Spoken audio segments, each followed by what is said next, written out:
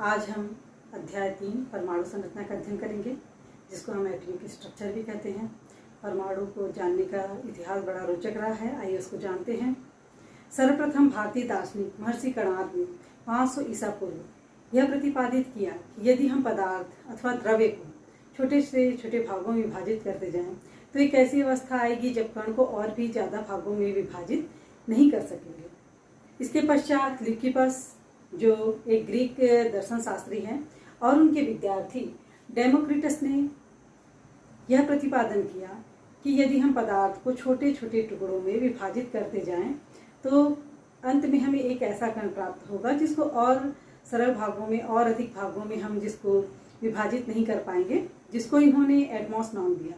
उसके पश्चात इपिक्यूरस ने 306 ईसा पूर्व यह कहा कि यहाँ विश्व में या संसार में जो भी वस्तुएं हैं वो सभी परमाणु से मिलकर बनी होती हैं। पश्चात लुक्रेशियस ने अपनी कविता नेचर ऑफ थिंग्स में परमाणु के बारे में बताया।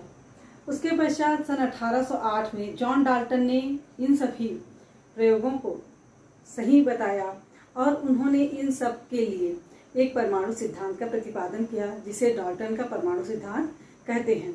उन्होंने इस सिद्धांत को अपनी पुस्तक a new system of chemical philosophy में उसका वर्णन किया है। अब हम जॉन डाल्टन के परमाणु सिद्धांत का अध्ययन करेंगे। जॉन डाल्टन ने अपने परमाणु सिद्धांत में यह प्रतिपादन किया कि सभी पदार्थ परमाणुओं से मिलकर बने होते हैं।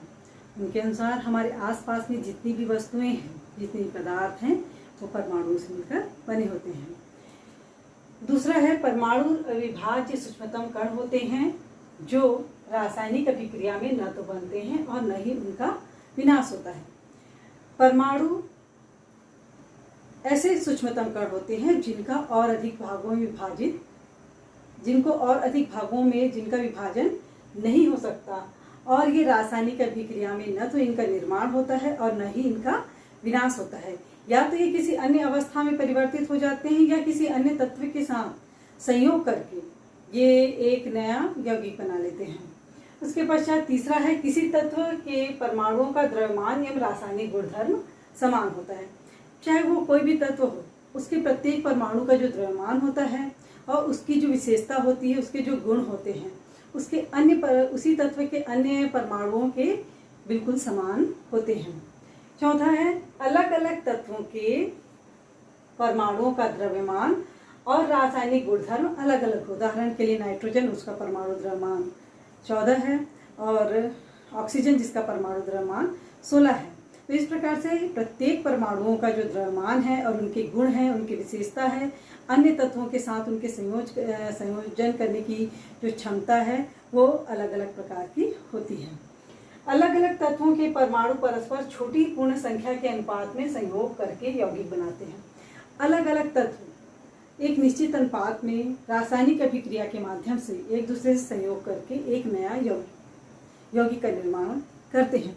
उदाहरण के लिए हम जानते हैं कि तो सोडियम और क्लोरीन के परस्पर इनके परमाणुओं के परस्पर संयोजन से हमें सोडियम क्लोराइड प्राप्त होता है।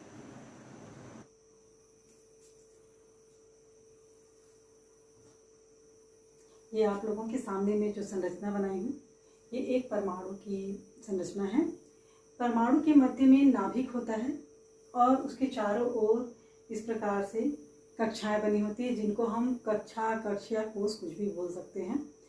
नाभिक में प्रोटॉन और न्यूट्रॉन दो अपरमाणु कण होते हैं, और नाभिक के चारों ओर जो विभिन्न कक्षाएं हैं, जिनको हम कक्षा, कक्ष या कोष बोलते हैं, उसमें इलेक्ट्रॉन स्वतंत्र रूप से विचरण करते रहते हैं।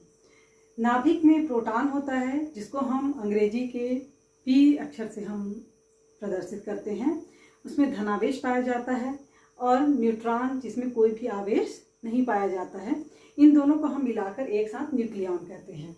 उसके पश्चात जो परमाणु की कक्षाओं में जो स्वतंत्र रूप से विचरण करते हैं, जिनको हम इलेक्ट्रॉन कहते हैं, वो उस इलेक्ट्रॉन को हम ई से प्रदर्शित करते हैं, जो ऋण आवेशित होते हैं और वो परमाणु के कक्ष में विचरण करते रहते हैं।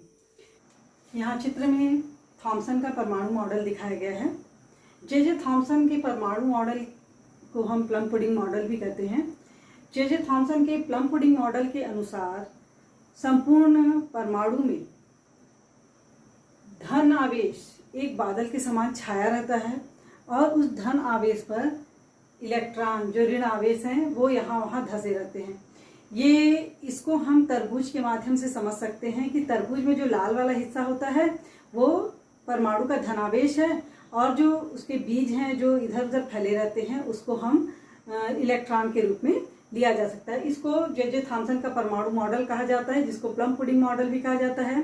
इसके अनुसार धनात्मक आवेश और ऋणात्मक आवेश समान होते हैं, अतः परमाणु वैद्युत रूप से उदासीन होता है।